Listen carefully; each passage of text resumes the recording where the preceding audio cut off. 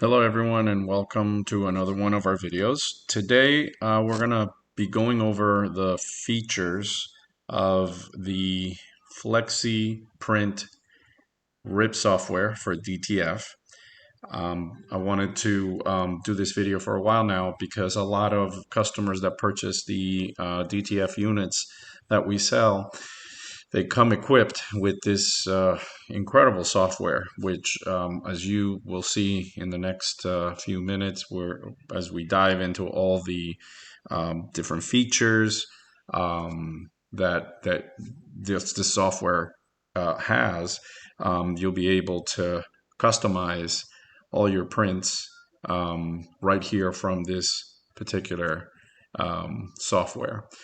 So we're going to go ahead and start off by just going over the basic stuff on the menu, and then we're going to dive into importing a file and basically setting the settings. And those are going to be the ones that you're going to use every time you're going to send something to print. So right up here, right off the bat, what we're going to see is we're going to see obviously our job folder. This is the one that we are going to come to every time we're going to bring in a file for printing. Some of these other ones here are not highlighted because we don't have anything yet on our queue.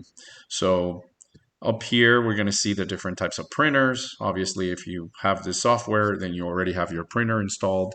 And what we're going to do today is we're going to go over the basic features and how to save that preset. So every time you send something to print, you actually can have the same print and quality. We're going to start right here by opening a folder and looking for our file.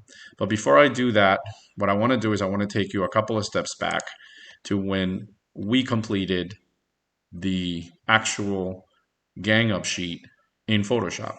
Now, we're not going to go over how to gang up. For that, I would refer you guys to look at one of our other videos, which basically covers, all the steps in Photoshop and a few other programs like Canva and Silhouette on how to gang up your sheet.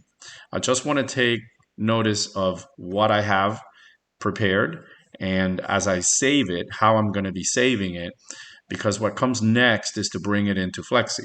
So it's important, number one, as you guys already know, that the file meets the size of what you can print.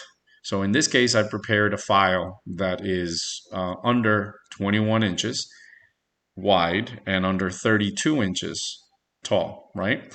And I'm going to be printing it in a 24-inch printer, but I could easily prepare this file for a 12-inch printer.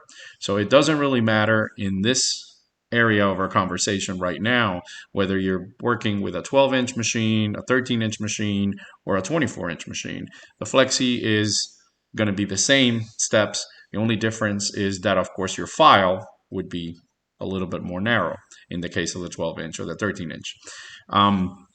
So the first thing I want you guys to take notice of is that, when I prepare the file, I want to make sure that the canvas size and the image itself, as you can see right here, right, they are one and the same.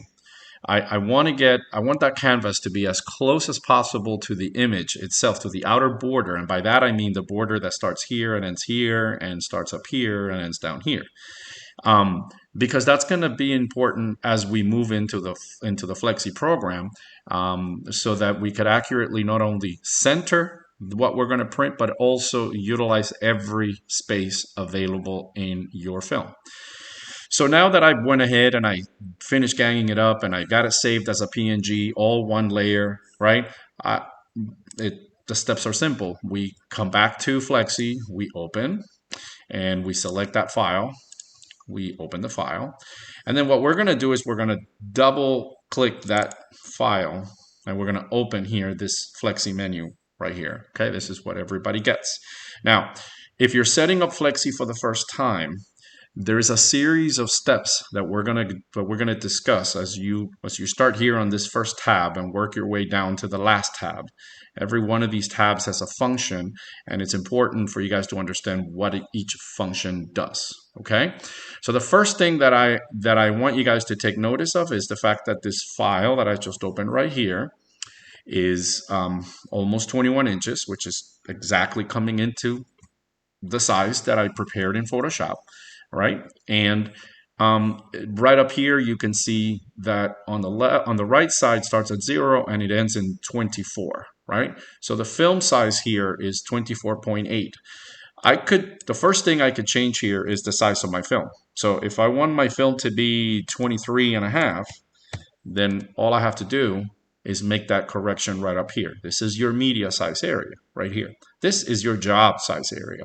And earlier when I mentioned about the job being as close, the canvas and the image itself to be as close as possible, this is the part that I was referring to. A lot of times customers, when they prepare the file in Photoshop or any of the other programs, their canvas size is actually bigger. So this blue line right here could be actually all the way over here.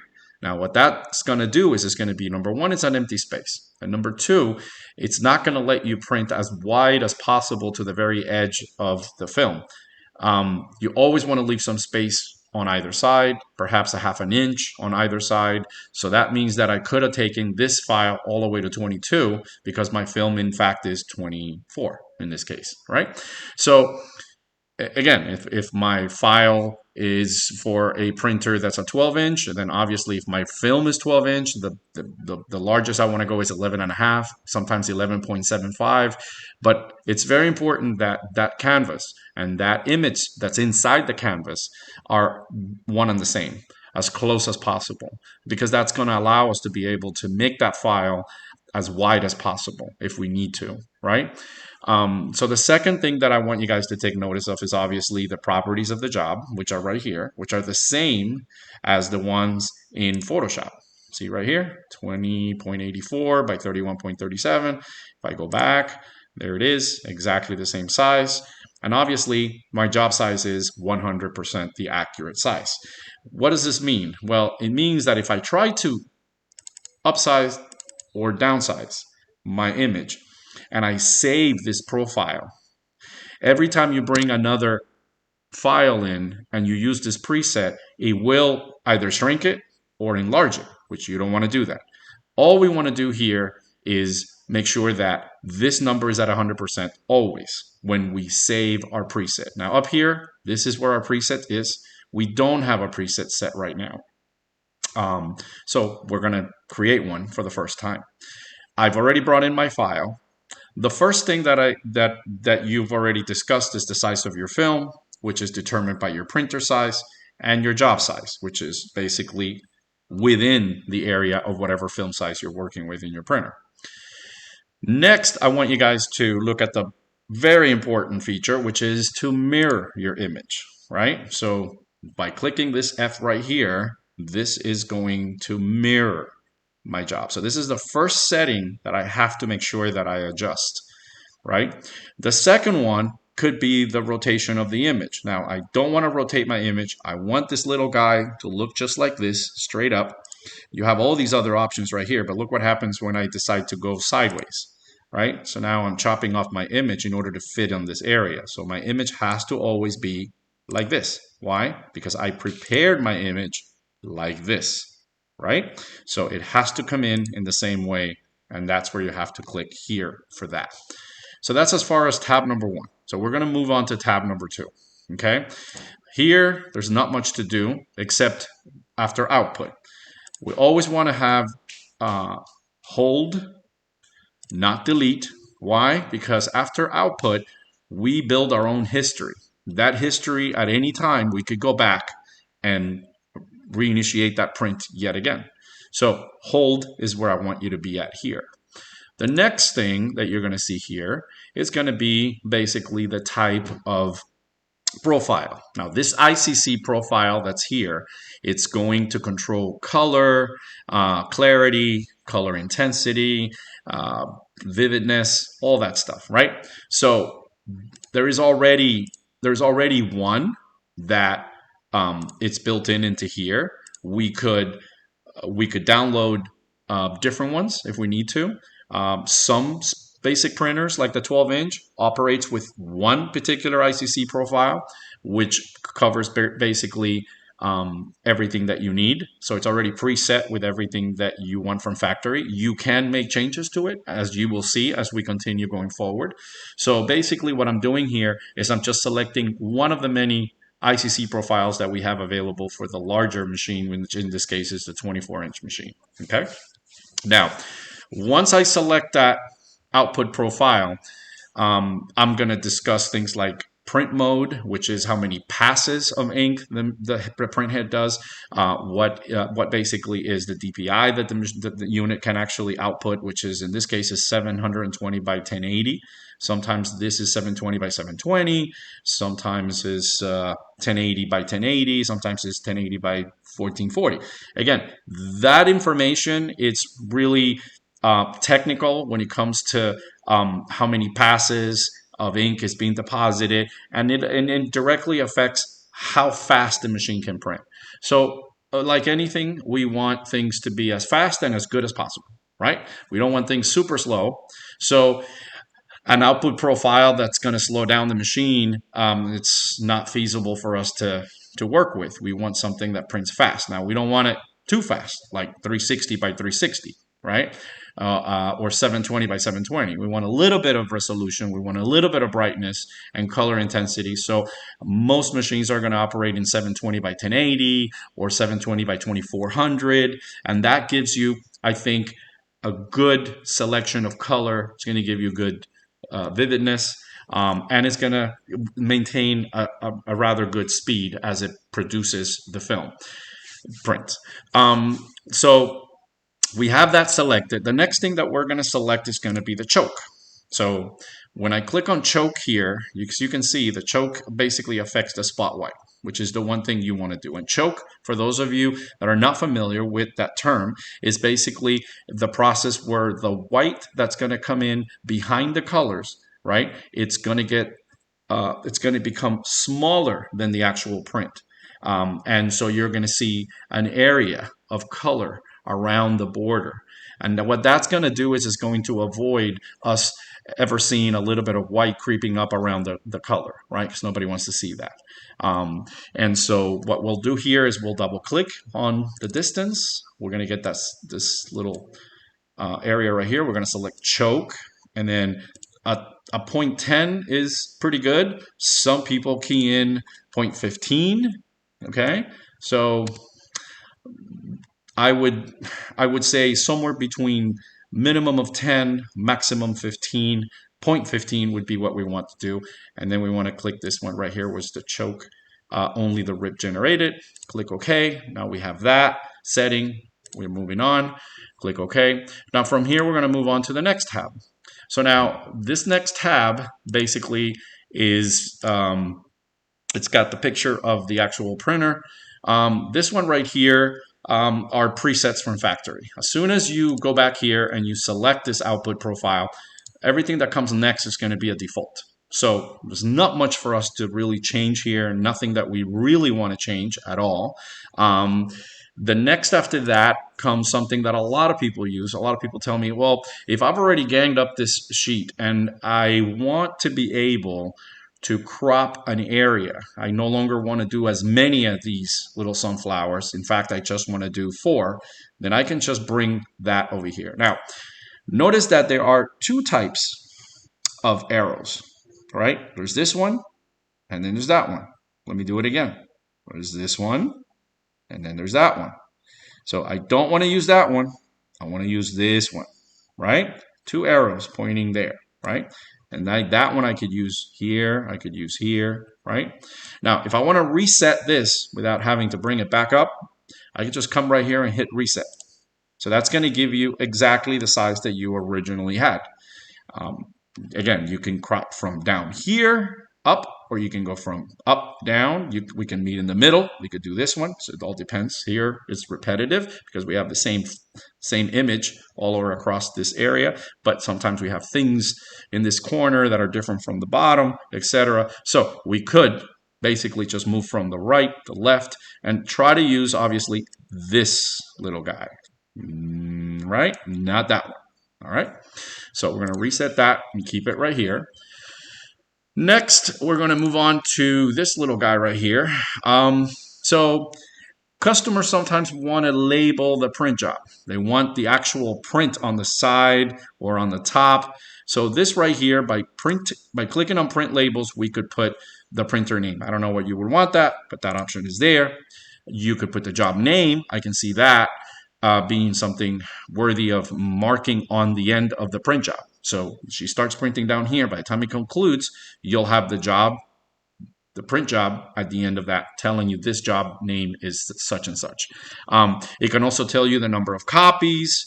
It could also tell you the page number. So we can select all of these things here, right? We can also make a special note, like made by Florida, or let's just put FlowFlex. So we could do that. We could customize it, or the message that you want to put there. So which is really good. Okay. So I'm not going to take that out. I don't really mark anything, but again, this is something that customers ask us to do that, and then so that's what's important to do that. I can also request the ICC profile. So let's say I'm changing profiles, because this profile that we're doing right now, we could very well create one differently for a different type of garment. Maybe we're doing one for dark shirts and another one for light shirts, and that'll come more into play as we move into the other settings that we're still yet to see. And so, again, I could put the output profile so that I know how that file was printed, absolutely, the resolution, etc. So as far as labels go, this is as far as you can go. You can also customize, obviously, your text and your font and the size of your font and the position where you want to put it, whether it's on the top, on the right, the bottom. So you can have it here, you can have it at the bottom, you can have it on the top. Moving on from this particular location here that we're in, we're going to go to the next tab. Now, this tab is one that many customers like to play around with, because everyone is always looking for that vividness or that extra contrast on the file. And so this is going to allow you to increase the vividness and the contrast, right? Now, remember, we're making changes that either we're going to save on this profile for this particular job, or we're going to use it on all the jobs coming up. So remember, once we're done making these alterations and we save what we're going to do, this profile could be something that you could do all the time, or you can do it on some jobs. Okay, so you have the freedom to decide that, but most customers work with one or two profiles, and then that just makes it way easier to be able to keep track of how you're outputting your jobs, because that's one of the worst things to do is trying to match up something you've already printed previously. So again, it's important for us to not go crazy and start changing way too many things. Okay. Another thing that it's used a lot is this little tool right here. These are variations. Okay, and now we're going back to the, when you make variations at the time that you're here in this particular queue where you're sending stuff to print. Once the stuff gets printed, the information could be lost. That file could be deleted. We'll never know exactly what we did. So I always recommend you guys, if you are making changes to the job or to the image that you're going to print, do that in Photoshop. Do it in your other programs where you can save multiple files, and you can make notes of how that file is different than the other one.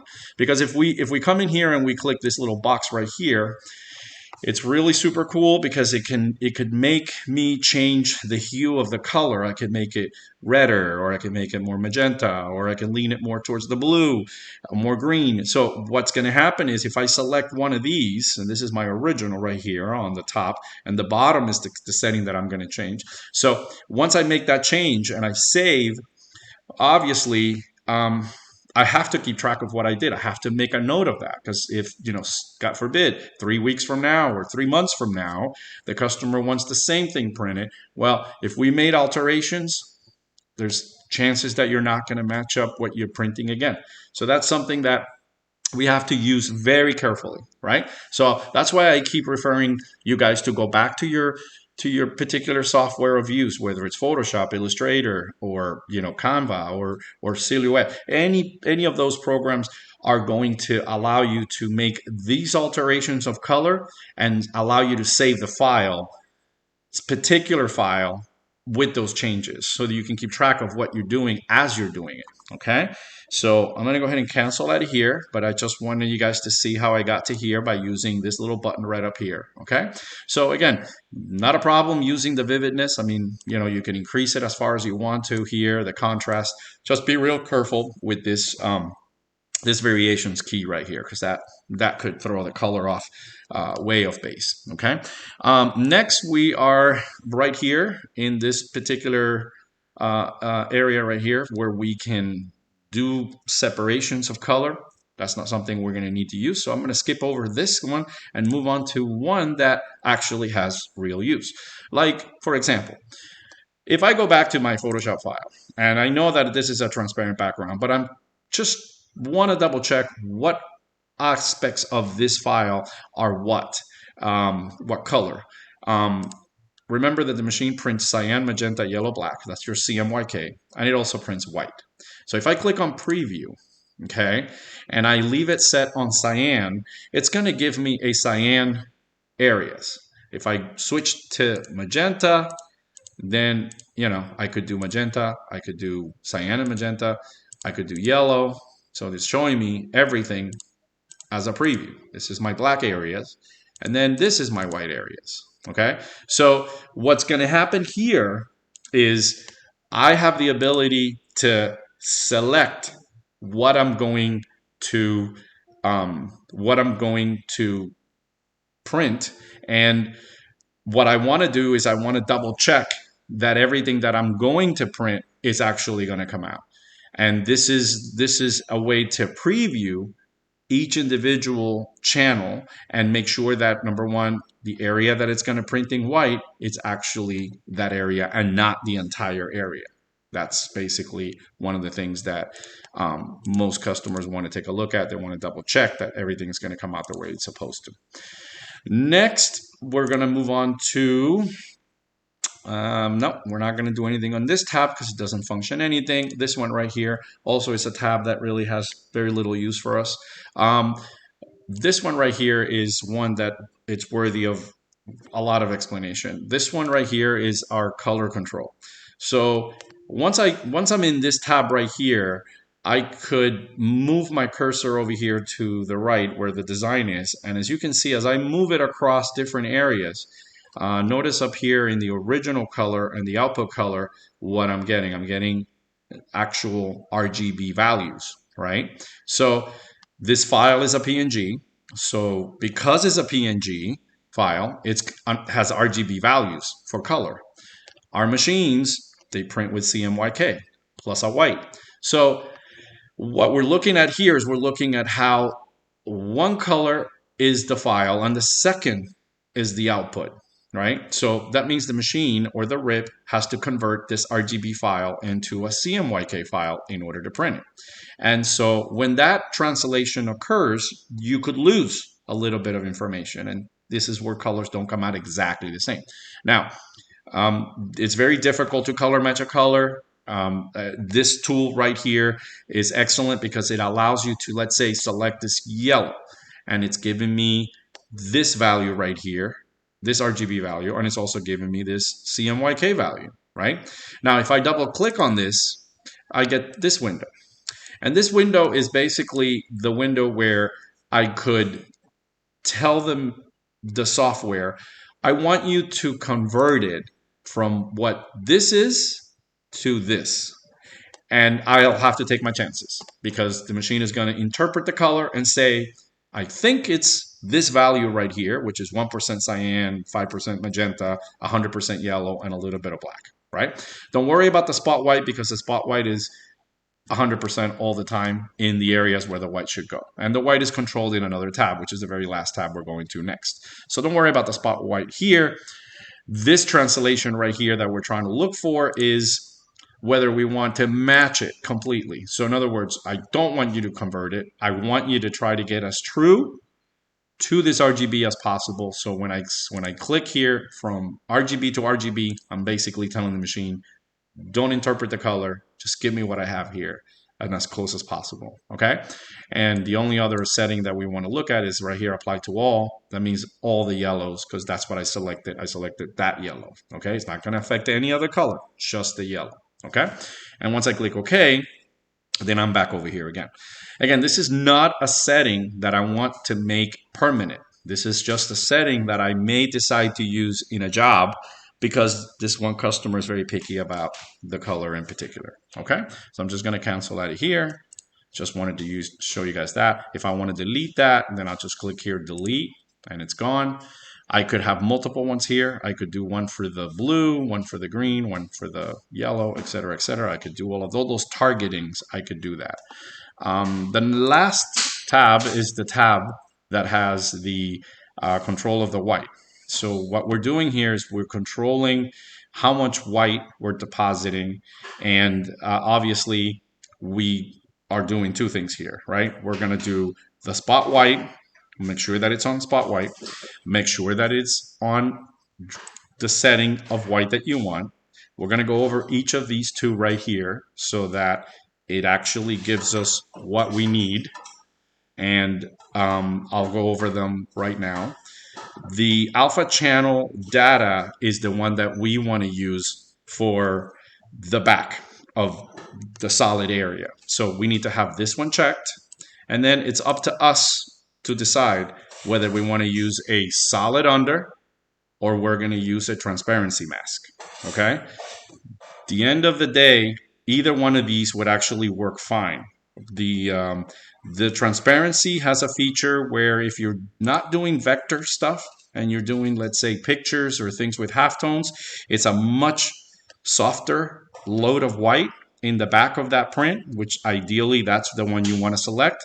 And like I said before, most customers are willing to create multiple presets so that if they're doing something with halftones, then they could work with that one. And if they're doing things that are vector, then they'll use solid under, which is the next one under right here, which is very, very popular. That's probably the one that 8 times out of 10 we're using, okay? So let's just start with the solid under. And as you can see, the density of the white is at 100%. And then the density of the white behind black is 100%. So now, one thing is to print white behind a color, and another thing is that color being black. Because black is so dense and so strong, then what's going to happen is you might get a little bit of dripping going on as the machine lays down the white behind the black, solid black. So these numbers have to change. These numbers have to go down. So what I would recommend is to basically bring this down to maybe 70% of white. That's a pretty good quantity. The white behind the black, some people lower it down to 60, maybe 55. Again, the idea is to, number one, don't overload your prints with white. And white does present a barrier against when we're pressing on dark materials. So obviously we don't want to lower that below, 50%, because then we're going to sacrifice coverage on darker materials, and then our colors will come out more muted, and that's not what we want. So you just have to do your test, figure out what setting is better for you. I would suggest anything above 60%. For the white density, and then anything somewhere between 50 and 60% for your white behind black, solid black. In the case of the transparency mask, well, when I switch to transparency mask, the white density behind black is no longer a factor. That pretty much gets whited out. You're not going to be controlling that. The system is going to control that, and it's going to load a very minimal amount. Then the last thing that you have here is still the white density. So the white density, we can keep it at 70. We can put it at 60. Again, when we're dealing with halftones and things like that, the amount of ink is much less. So that's why transparency mask works better for that. And 70% it's a pretty decent amount of white to put, okay?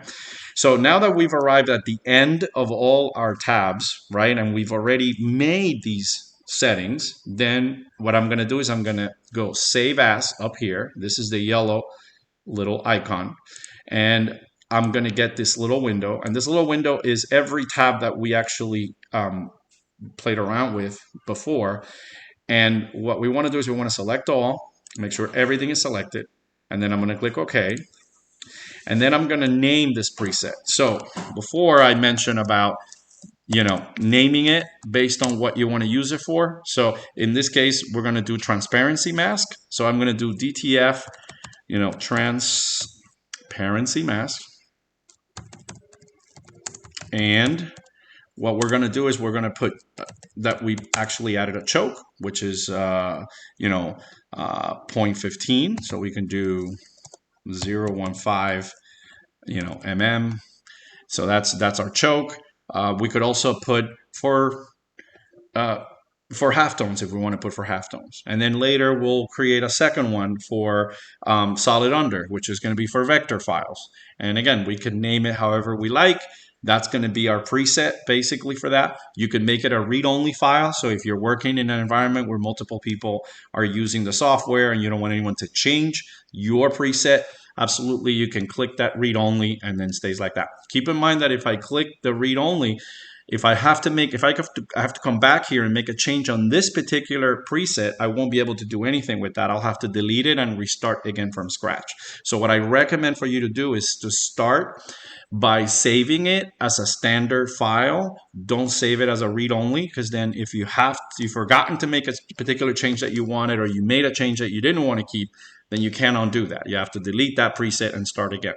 So right now, we're going to save it as is, and then this is going to go up here, right? And this is where we need to do every time that you bring a file into your Flexi and you double click it before you send it from this key right here that we're going to use to send the job to print. We're going to click the drop down and select this particular setting. This is basically our preset with all the functions that we went over, with all of the tabs that we actually made use of. And again, if we want to switch between transparency mask and our solid under, everything else should stay the same. The only thing that's going to change here is our solid under. Or maybe we want to create a lower intensity of white setting for like when we're doing light color shirts and things like that. A lot of customers tell me, is it necessary to even keep the white behind? Well, what happens is there's always the need to have a little bit of white. I always recommend prints to have some level of white, because white allows the powder to stick onto that area better, and it gives you more flexibility because the film of the ink is actually thicker with the white behind it. Even if it's at 20%, even if it's at 30%, just add a little bit of white back there, even if you're going on white t-shirts, right? Now, obviously that's different than if you don't want to print white in the area where the white goes. So if I go back to Photoshop and I'm looking at this file right here, well, this file right here, right, has white in this area, white in the eyes, white in the teeth, right? So if I don't want this white to print, then what I should do is I should select this white in Photoshop or Canva or Silhouette and obviously eliminate that white, so that when I delete that white, it actually gives me the transparent background in there, and then that's what the shirt color will come through there. And I want to bring that file just like that into Flexi. So Flexi is not going to take off the white for you. It's only going to decrease the amount of white behind the color, right? So if I don't want to print white in that section, you're not eliminating that white. That is your print white. That's the white that's going to get printed along with the color in those areas. So as long as your file contains white, it will print white in those areas. All you're controlling back here in the Flexi is the amount of white behind the colors, okay? So just because you have it at 0 doesn't mean it's not going to print white. It will print white in that section where the white goes. And again, a little bit of white goes a long way. Make sure that things are more sturdy, more stable in the wash, and then you don't, nothing falls apart before it's supposed to. So if I just want to go ahead and do a final change and change it to solid under and select this setting right here, that should work I'm going to come back over here and do another save as. And then in this time, make sure that everything is selected. And I'm going to go OK. And then I'm going to name it DTF solid under. And now I could also put that fact that this has a choke of 0.15. And then if I want to put, a particular setting for dark shirts, I could actually do dark shirts. And then that way I know that this white density that I have here is at 70%. I could also make a note of that. I could put white 70%. I could do that. There we go. So now we know. And if I want to make yet a third preset that would have less quantity of white as the back of the color goes, then I could go ahead and put light shirts and then put maybe 30%. If I want to put it at 30 or 25, whatever I want to put it at. Again, the read-only option is entirely up to you. If you're sure that these are the settings you're not going to change, absolutely click on that and save.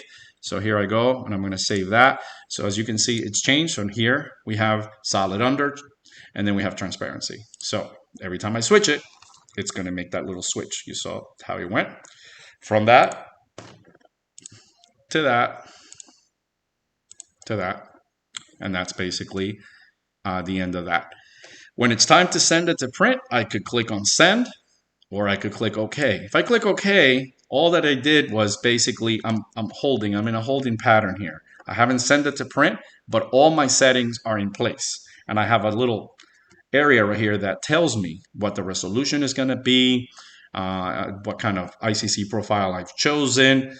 All of the other things are not going to show up here in this little area, but you do get a nice little preview of the file, depending on what particular Flexi you guys are working with, if it's updated, if it's the latest version, if it could be a version that's about a year old or whatever. You may not necessarily get a preview, but you will definitely have your settings all the same. So basically the same menu will be available for all the Flexis, regardless of the age of the program. So as you can see up here, I have two options. I can rip or I can print, right? So people always ask, well, what's the difference between ripping and printing?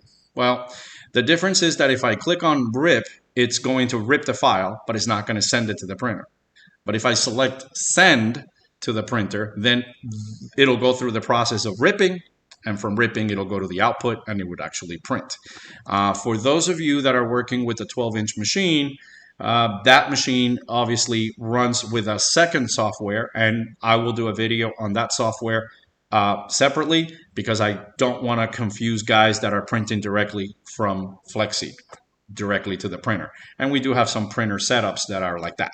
And so at this point, I just want to say thank you guys for watching our video. If you guys have questions, don't hesitate to reach out to us. And again, keep coming back to look for these videos. If you like the content, please like our videos, and obviously get that notification signal on, because that way you'll know and you'll be notified as soon as we load something else that might be beneficial for you guys. Thanks again, and thank you for watching.